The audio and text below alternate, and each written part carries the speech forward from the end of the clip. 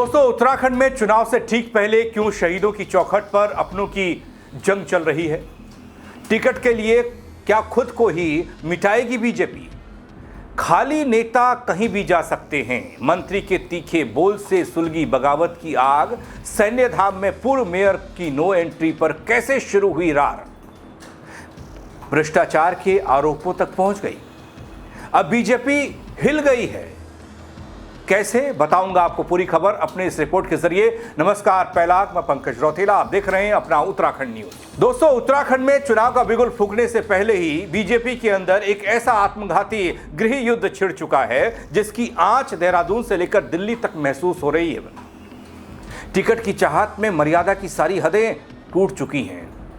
दोस्तों, मसूरी विधानसभा सीट पर कब्जा जमाने की होड़ में बीजेपी के ही वरिष्ठ नेता और पूर्व मेयर सुनील उनियाल गामा ने अपनी सरकार के सबसे वीआईपी प्रोजेक्ट सैन्य धाम की नाक के नीचे मोर्चा खोल दिया। लेकिन इस बगावत का जो करारा और अपमानजनक जवाब सूबे के काबीना मंत्री और मसूरी विधानसभा से विधायक गणेश जोशी ने दिया है, उसने आग में घी डालने का काम किया है। अपनों के बीच की यह नफरत और तीखी जुबानी जंग अब सड़क पर आ चुकी है, जिसने विपक्ष को, कांग्रेस को सरकार का सरेआम तमाशा बनाने का मौका दे दिया। सोने पर सुहागा हो गया। दोस्तों, मैं दिखा रहा हूं आपको बीजेपी की ये नई रार, ताजा रार, और सुनाऊंगा बीजेपी में आग लगा देने वाले वो बयान भी। बस थोड़ा सा इंतजार कीजिए, वीडियो को अंत तक जरूर देखिएगा, सब कुछ इसी में है। दोस्तों, चुनाव पास आ रहा है, राजनीतिक दलों में विरोधियों से लड़ने की तैयारी होती है, लेकिन उत्तराखंड बीजेपी इस समय एक ऐसे आत्मघाती द्वंद्व से जूझ रही है जो पार्टी के लिए सबसे बड़ी सिरदर्दी बन चुका है। मामला राजधानी के सबसे चर्चित मसूरी विधानसभा क्षेत्र से जुड़ा है। इस चुनावी विसात पर पहली चाल चली देहरादून के पूर्व मेयर सुनील उनियाल गामा ने, जब वे अचानक से शहीदों की याद में बन रहे सैन्य धाम का औचक निरीक्षण करने पहुंच गए। लेकिन वहां जो हुआ उसने पूरी सरकार की साख को हिलाकर रख दिया। आज हम जो है सैन्य धाम, जो हमारा उत्तराखंड के शहीदों का एक मंदिर जो है सैन्य धाम के रूप में ये बन रहा है, और ये भव्य जो है सैन्य धाम बनकर धीरे धीरे तैयार हो रहा है। और आज जो है हम सैन्य धाम का निरीक्षण करने के लिए, यहाँ सैन्य धाम की जो भव्यता है वो देखने के लिए आए थे। लेकिन हमारे यहाँ जो कर्मचारी बंधु हैं वो अंदर जाने के लिए कह रहे हैं कि अंदर जाने की इजाज़त किसी को नहीं है। लेकिन सरकार का हमारा ये ड्रीम प्रोजेक्ट है, शहीदों के सम्मान के रूप में ये हमारा सैन्य धाम बनकर तैयार हो रहा है। इसमें विलंब जरूर हो रहा है, इसका समय पे इसका उद्घाटन होना था, लेकिन अभी पूर्ण रूप से तैयार नहीं हुआ है। इसीलिए वो कह रहे हैं कि अभी अंदर जाने की इजाज़त भी नहीं है। लेकिन हमारी उत्तराखंड सरकार की बड़ी उपलब्धि है कि सैन्य धाम जो हमारे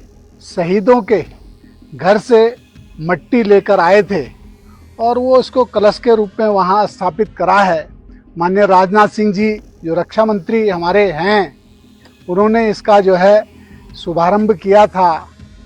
निश्चित रूप से ये सैन्य धाम जो है हमारे सैनिकों के जो शहीद हुए हैं उनके परिवारों के लिए, उनकी यादगार के लिए, और एक जो शहीदों के सम्मान में, क्योंकि आज जो हमारा जो फौजी भाई है जो देश की रक्षा करता है, देश की सीमाओं की रक्षा करता है, तभी हम अपने आप को सुरक्षित महसूस करते हैं और तभी हम दोस्तों, सैन्य धाम पहुंचे सुनील उनियाल गामा को गेट पर ही रोक दिया गया।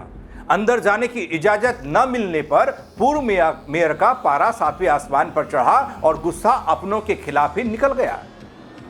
ऑन कैमरा व्यवस्था पर तीखे सवाल दागते हुए कह दिया, अगर शहर के पूर्व प्रथम नागरिक को शहीदों के धाम में जाने से रोका जा रहा है तो अंदर जरूर कुछ काला है। इस एक वीडियो ने सरकार के सैनिक कल्याण विभाग के कामकाज पर सीधे सवालिया निशान खड़े कर दिए। चैन की नींद सो पाते हैं। हम अपने ऐसे सैनिकों भाइयों को भी सैल्यूट भी करते हैं। और ये सैन्य धाम जो है हमारी सरकार ने जो बनाया है, निश्चित रूप से सरकार इसके लिए बधाई के पात्र है और अपने माननीय मुख्यमंत्री जी का भी हम धन्यवाद करते हैं और पूर्व मुख्यमंत्री माननीय त्रिवेंद्र सिंह रावत जी का भी धन्यवाद करते हैं कि उन्होंने इसकी शुरुआत करी थी और हमारे जो माननीय मुख्यमंत्री पुष्कर सिंह धामी जी हैं उन्होंने इसका भव्य रूप जो है ये यहाँ पर बनकर तैयार हो रहा है। तो आने वाले समय में जो हमारे जो शहीद हैं उनके परिवार हैं उनके यहाँ रहने ठहरने की भी व्यवस्था जो है सरकार के द्वारा की जाएगी। तो निश्चित रूप से ये उत्तराखंड सरकार की बहुत बड़ी उपलब्धि है। सैनिकों के सम्मान के लिए एक सैन्य धाम यहाँ पर बनकर तैयार हुआ है। जो हमारा 4 धाम है ये 5वें धाम के रूप में जो है हमने सैन्य धाम बनाया है, सरकार ने हमारी सैन्य धाम बनाया है। इसके लिए हम अपनी सरकार का बहुत उनका धन्यवाद करते हैं। अभी इसमें कुछ काम जो है बचे हुए हैं, काम जो है चल भी रहे हैं लेकिन अंदर जाने की वो कह रहे हैं इजाज़त नहीं है, इसलिए हम तो आज्ञा का पालन करने वाले लोग हैं। उन्होंने कहा अंदर नहीं जाना तो हमने कहा चलो यही एक छोटी झलक जो है ये अपने उत्तराखंड वासियों को जो है अपने सैनिक भाइयों को दिखाते हैं कि सैन्य धाम जो है धीरे धीरे जो है भव्य रूप ले रहा है, भव्य रूप बनकर तैयार हो रहा है। नमस्कार दोस्तों, अपनी ही सरकार के पूर्व मेयर द्वारा खड़े किए गए इस सियासी बवंडर पर मसूरी विधायक और सैनिक कल्याण मंत्री जिनके जिम्मे ये सैन्य धाम है, गणेश जोशी अपना मौन तोड़ते हैं और ऐसा पलटवार करते हैं जिसने पार्टी की गुटबाजी को चौराहे पर लाकर खड़ा कर दिया। गणेश जोशी ने तंज कसते हुए कहा, गामा जी हमारी पार्टी के बड़े नेता हैं लेकिन फिलहाल वो खाली हैं, उनके पास कोई काम नहीं है। जब व्यक्ति खाली होता है तो वो कहीं भी जा सकता है, कुछ भी कर सकता है। दोस्तों, ये बयान यूं ही नहीं था, इसके मायने बड़े हैं। पहले आप सुनिए। अब वो भारतीय जनता पार्टी के बहुत बड़े नेता हैं और नगर निगम में बहुत बढ़िया काम किया है उन्होंने। और आजकल खाली कहीं भी जा सकते हैं, ये जो लोकतंत्र है, कोई भी व्यक्ति कहीं जा सकता है, इसमें किसी को क्या आपत्ति है। तो कभी चाय पे घर बुलाएंगे आप? नहीं, देखिए मेरे यहाँ तो दरवाजे सबके लिए खुले रहते हैं। जो आता है उसको पानी भी मिलता है, चाय भी मिलती है, अरे किसी को भोजन की आवश्यकता होती है तो भोजन भी मिलता है। तो यहाँ तो हर व्यक्ति का स्वागत है। दोस्तों, गणेश जोशी के इस बयान ने बीजेपी के अंदर लगी आग को और सुलगाने का काम किया। सैन्य धाम एक संवेदनशील और सुरक्षित क्षेत्र है, वहां निर्माण कार्य चल रहा है, इसलिए सुरक्षा के नियम सबके लिए बराबर बता रहे हैं। ये ठीक है मंत्री जी, लेकिन दोस्तों यहां मंत्री जी का ये खाली नेता वाला तंज सीधे तौर पर गामा की राजनीतिक हैसियत को बौना दिखाने की एक आक्रामक कोशिश माना गया। वही दोस्तों, बीजेपी के इस भीतरी घमासान को देखकर कांग्रेस वाले भी खिल उठे हैं। कांग्रेस ने बहती गंगा में हाथ धोने में 1 सेकंड की देरी नहीं की। कांग्रेस ने इस पूरे मुद्दे को लपेटा, सरकार की घेराबंदी शुरू कर दी। देखिए, अनियमितताएं सैन्य धाम में है और बहुत बड़ा भ्रष्टाचार है। ये इस भ्रष्टाचार को उजागर करने का कार्य खुद हम लोगों ने, कांग्रेस पार्टी ने करने का कार्य किया था। जब हमने वहाँ औचक जो है निरीक्षण करने की हम सारी एक पूरी टीम गई, वहाँ हमने पाया कि किस तरीके से पैसों का दुरुपयोग हो रहा है, सदुपयोग नहीं हो रहा है। किस तरीके से जिस मिट्टी को आप शहीदों के घर की मिट्टी कह करके लेके आए थे वो ऐसी जगह पे पड़ी थी जहाँ पे जो है जानवरों का सुसु और पॉटी पड़ा हुआ था। और जिस तरीके से वहाँ पे हर जगह टूट थी, हर जगह जो है पत्थर हटे हुए थे, तो जो गुणवत्ता होनी चाहिए वो गुणवत्ता नहीं थी। 50 करोड़ रुपए का DIPR था, वो पहुंच जाता है 100 करोड़ से भी ज्यादा का, और सड़क तक नहीं है वहां जाने के लिए। यही वजह है क्योंकि गामा जी आप देखिए बड़ी जो है जोर शोर से मसूरी विधानसभा की तैयारी कर रहे हैं, इसमें कोई दो राय नहीं है।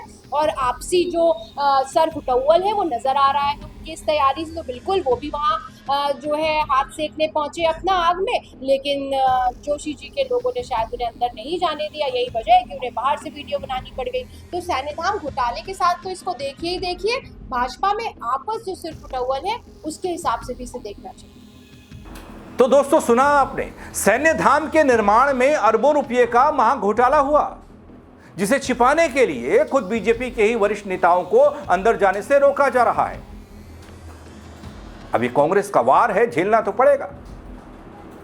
दोस्तों, चारों तरफ से घिरी बीजेपी को अब डैमेज कंट्रोल के लिए सामने आना था। बीजेपी ने अपने प्रवक्ता को कैमरे पर सफाई देने के लिए खड़ा किया, भेजा। ये पार्टी का अंदरूनी मामला है और कांग्रेस जानबूझकर शहीदों के पवित्र स्थल पर ओछी राजनीति कर रही है। लेकिन सच तो यह है कि तीर कमान से छूट चुका है। नहीं, मुद्दा बनाने की जरूरत ही नहीं, क्योंकि अगर सैन्य धाम को भी विपक्ष अगर मुद्दा बनाना चाहता है तो ये तो दुर्भाग्य होगा राजनीति का, क्योंकि वो राजनीति करने का स्थान नहीं है। वो 5वां धाम बनने जा रहा है उत्तराखंड का, और उसका निश्चित रूप से बड़ा लाभ उत्तराखंड की जनता को मिलेगा। उस शहीदों की याद में बन रहा, जिन्होंने इस देश की सीमाओं की रक्षा करते हुए अपने प्राणों को न्यौछावर करने का काम किया है, जिन्होंने मातृभूमि के लिए जो लोग शहीद हुए हैं उनकी याद में शहीद धाम बन रहा है। और एक बड़ी उपलब्धि है ये उत्तराखंड के लिए, और केंद्र सरकार की उसमें फंडिंग हो रही है, और जो लोग उसमें राजनीति करने का काम कर रहे हैं निश्चित रूप से उसका खामियाजा उनको भुगतना पड़ेगा। दोस्तों, ये लड़ाई सिर्फ सैन्य धाम के निरीक्षण की नहीं है, बल्कि ये साल 2027 के विधानसभा चुनाव के लिए मसूरी सीट पर कब्जे की जंग है। आप बीते कुछ वक्त से सुनील उनियाल गामा को देख रहे होंगे, सुन रहे होंगे और समझ रहे होंगे। बड़ी और पक्की दावेदारी ठोक दी है उन्होंने मसूरी विधानसभा सीट पर। खतरे की जद में आ गई मंत्री जी की सीट, जो पिछले 1.5-2 दशक से कब्जा जमाए हैं गणेश जोशी। वो बता रहा हूं आपको सिलसिलेवार तरीके, समझिए। सुनील उनियाल गामा दोस्तों लंबे समय से इस सीट पर अपनी दावेदारी ठोक रहे हैं और गणेश जोशी के 4 बार के साम्राज्य को चुनौती दे रहे हैं। चुनावी टिकट की इस अंधी दौड़ में जब नेता शहीदों के नाम पर बन रहे धाम को भी अपनी राजनीतिक उठापटक का जरिया बना लें, तो समझ जाइए दोस्तों कि मामला बड़ा होने वाला है, विकट होने वाला है। छोटी मोटी बात नहीं है। सत्ता का लालच किस कदर हावी हो चुका है, सैन्य धाम को भी नहीं छोड़ा जा रहा। पहले तो सैन्य धाम को बनाने, उसके निर्माण को लेकर भ्रष्टाचार के आरोप, कई सारी शिकायतें, मामला कोर्ट कचहरी तक पहुंचा, और दूसरी तरफ अब बीजेपी वाले ही सैन्य धाम के नाम पर अपनी सीट पक्की करना चाह रहे हैं। अब देखना तो यह है कि बीजेपी हाईकमान इस भीतरी ज्वालामुखी को शांत कैसे कर पाता है, करता भी है या नहीं। यह अंतर्ग्रह है, आगामी चुनाव में पार्टी की लुटिया डुबोने का काम तो नहीं करेंगे। दोस्तों, समझने वाली बात है। और बीजेपी के नेता सीट के लिए, टिकट के लिए सैन्य धाम को कटघरे में ला चुके हैं। पहले तो विपक्षी कहते थे कि महाघोटाला हुआ सैन्य धाम में, अरबों खरबों रुपये का काम, और उसमें जो गुणवत्ता है काम की वो बिल्कुल खराब है। लेकिन दोस्तों, बीजेपी वाले ही सैन्य धाम को लेकर आपस में उलझते दिख रहे हैं। आप क्या कहेंगे इस सियासी जंग को लेकर? कमेंट के जरिए अपनी राय दीजिएगा। दोस्तों, खबर को शेयर कीजिएगा ताकि लोग देखें तो वो भी अपनी राय दे पाएँ, राजनीतिक विश्लेषक बता पाएँ कि कैसे विश्लेषण किया जाए इस खबर का।